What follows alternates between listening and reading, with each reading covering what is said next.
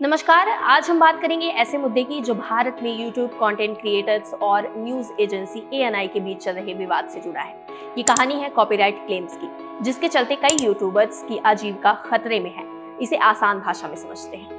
Asian news international यानी ANI Bharat की एक बड़ी न्यूज एजेंसी है जो टीवी और सोशल मीडिया के लिए न्यूज, वीडियोस और तस्वीरें बनाती है। लेकिन हाल ही में एएनआई ने कई यूट्यूबर्स के खिलाफ उनके वीडियोस में एएनआई की क्लिप्स इस्तेमाल करने के लिए कॉपीराइट स्ट्राइक लगाए हैं।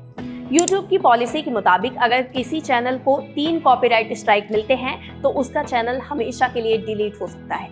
उदाहरण के लिए सुमित, जो कि बदला हुआ नाम, एक यूट्यूबर है जो बीजेपी की आलोचना करने वाले पॉलिटिकल कमेंट्री वीडियोस बनाते हैं। एएनआई ने उनके कई वीडियोस पर कॉपीराइट स्ट्राइक लगाए। सुमित को यूट्यूब ने बताया कि उनके चैनल को 7 दिनों के अंदर डिलीट कर दिया जाएगा अगर वो इन स्ट्राइक्स का जवाब नहीं देते। सुमित ने एएनआई से संपर्क किया तो एएनआई ने उनसे 15 से 18 लाख रुपए की मांग की ताकि स्ट्राइक्स हटाए जाएं और उन्हें एएनआई का कंटेंट इस्तेमाल करने की 1 साल की लाइसेंस मिले।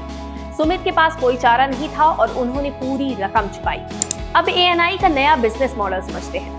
सुमित अकेले नहीं हैं। रिपोर्टर्स कलेक्टिव की रिपोर्ट के मुताबिक उन्होंने 3 और यूट्यूबर्स से बात की जिन्हें एएनआई ने 15 से 25 लाख रुपए तक की मांग की। कुछ मामलों में ये रकम 40 लाख तक बताई गई। हालांकि इसे हम पूरी तरह से वेरीफाई नहीं कर पाए। एएनआई ने इन दावों को पूरी तरह से खारिज नहीं किया। एएनआई का कहना है कि वो अपने कॉपीराइट की रक्षा कर रही है क्योंकि वो न्यूज कंटेंट बनाने में भारी निवेश करती है। उनके मुताबिक कॉपीराइट स्ट्राइक या कानूनी कार्रवाई करना उनका हक है। लेकिन यूट्यूबर्स का कहना है कि एएनआई यूट्यूब की कॉपीराइट पॉलिसी का फायदा उठा रही है। यूट्यूब की पॉलिसी में एक डेथ क्लॉज है जिसके तहत 3 स्ट्राइक मिलने पर चैनल डिलीट हो जाता है। एएनआई इस डर का इस्तेमाल करके यूट्यूबर से मोटी रकम वसूल रही है, खासकर उनसे जो बीजेपी की आलोचना करते हैं। कॉपीराइट और फेयर यूज का पेज। भारत में कॉपीराइट एक्ट 1957 के तहत फेयर डीलिंग का प्रावधान है। इसके मुताबिक न्यूज, क्रिटिसिज्म, कमेंट्री या सटायर के लिए कॉपीराइटेड कंटेंट का सीमित इस्तेमाल बिना इजाजत के किया जा सकता है। लेकिन भारत में फेयर यूज के नियम बहुत स्पष्ट नहीं है। उदाहरण के लिए, क्या 2 मिनट के वीडियो में से 4 सेकंड की क्लिप इस्तेमाल करना फेयर यूज है? इसका फैसला कोर्ट को करना पड़ता है, जो लंबा और महंगा प्रोसेस है। यूट्यूब भी इस मामले में सख्ती बरतता है। अगर कोई कॉपीराइट क्लेम करता है तो यूट्यूब पहले वीडियो हटा देता है और क्रिएटर को 7 दिन का समय देता है कि वो क्लेम को चैलेंज करे या कॉपीराइट होल्डर से डील कर ले।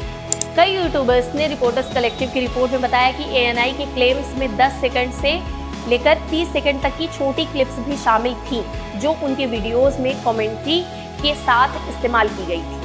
लेकिन कोर्ट में जाने का खर्च और समय देखते हुए ज्यादातर क्रिएटर्स एएनआई की मांग मान लेते हैं। अब इसमें यूट्यूब की क्या भूमिका है?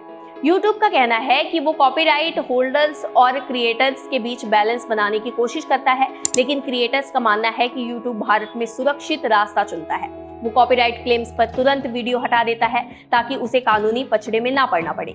यूट्यूब की पॉलिसी के मुताबिक वो अमेरिका के digital millennium copyright act DMCA को फॉलो करता है, जिसमें न्यूज, सटायर और पैरोडी को फेयर यूज माना जाता है। लेकिन भारत में ये स्पष्ट नहीं कि यूट्यूब भारतीय कॉपीराइट कानून का फॉलो करता है या अमेरिकी। अब क्या कहते हैं एक्सपर्ट्स? मशहूर पत्रकार रवीश कुमार, जिनके यूट्यूब पर 1.32 करोड़ सब्सक्राइबर्स हैं, वो कहते हैं कि वो कॉपीराइट का ध्यान रखते हैं और उन्हें कोई नोटिस नहीं मिला। लेकिन वो मानते हैं कि यूट्यूब को क्रिएटर्स की बेहतर सुरक्षा करनी चाहिए। उनके मुताबिक 3 स्ट्राइक के आधार पर चैनल डिलीट करना ठीक नहीं। इसके बजाय पहले नोटिस देकर वीडियो हटाने को कहा जा सकता है। वो कहते हैं कि कॉपीराइट उल्लंघन की सजा उल्लंघन के अनुपात में होनी चाहिए, न किसी की आजीविका छीनने वाली। कॉपीराइट वकील निखिल नरेंद्रन बताते हैं कि भारत में फ्री स्पीच को उतना संरक्षण नहीं मिलता जितना अमेरिका में। यूट्यूब जैसे प्लेटफॉर्म भारत में कॉपीराइट यानी मानहानि के दावों से बचने के लिए जल्दी एक्शन लेते हैं। अमेरिका में यूट्यूब कुछ क्रिएटर्स को कॉपीराइट केस लड़ने के लिए $1 मिलियन की फंडिंग देता है, लेकिन भारत में ऐसी कोई पॉलिसी साफ नहीं। एएनआई की आक्रामक रणनीति पर बात करते हैं। एएनआई की आक्रामकता ने यूट्यूबर्स को हैरान कर दिया है। एक क्रिएटर ने कहा, मुझे पता था कि एएनआई कॉपीराइट स्ट्राइक देगी, लेकिन मुझे लगा कि कम पैसे में बात बन जाएगी। एएनआई ने पिछले कुछ समय में कई बड़े टेक दिग्गजों पर मुकदमे किए हैं। जैसे जून 2024 में विकिमीडिया फाउंडेशन और नवंबर 2024 में ओपन एआई के खिलाफ। इससे यूट्यूब भी एएनआई से कानूनी पचड़े में पड़ने से बचता है। अब क्या है असली सवाल? इस पूरे विवाद ने कई सवाल खड़े कर दिए। मसलन, क्या सरकारी अधिकारियों या मंत्रियों के सोशल मीडिया पर शेयर किए गए वीडियोस के कॉपीराइट एएनआई के पास है? फेयर यूज को लेकर स्पष्ट नियम क्यों नहीं है? और सबसे बड़ा सवाल, क्या एएनआई यूट्यूब की पॉलिसी का गलत फायदा उठाकर छोटे क्रिएटर से मोटी रकम वसूल रही है? और अब आगे क्या? 2024 के लोकसभा चुनावों में यूट्यूब पर पॉलिटिकल कमेंट्री को और लोकप्रिय बना दिया। लोग बीजेपी की आलोचना करने वाले क्रिएटर्स को पसंद कर रहे हैं। रिपोर्टर्स कलेक्टिव की रिपोर्ट में एक यूट्यूबर ने बताया कि वो औसतन 50 से 60 लाख रुपए सालाना कमाते हैं और चुनावों के दौरान ये कमाई और बढ़ गई। लेकिन एएनआई के कॉपीराइट स्ट्राइक्स ने इन क्रिएटर्स के लिए खतरा पैदा कर दिया है। इस मामले का नतीजा क्या होगा, ये देखना बाकी है। क्या एएनआई और यूट्यूबर्स के बीच सौदे तय करेंगे कि न्यूज कंटेंट का इस्तेमाल कैसे होगा, या फिर कोर्ट और सरकार को इस पर साफ नियम बनाने होंगे? ये सवाल भारत में ऑनलाइन न्यूज इंडस्ट्री के भविष्य को प्रभावित कर सकते हैं। फिलहाल के लिए बस इतना ही। शुक्रिया।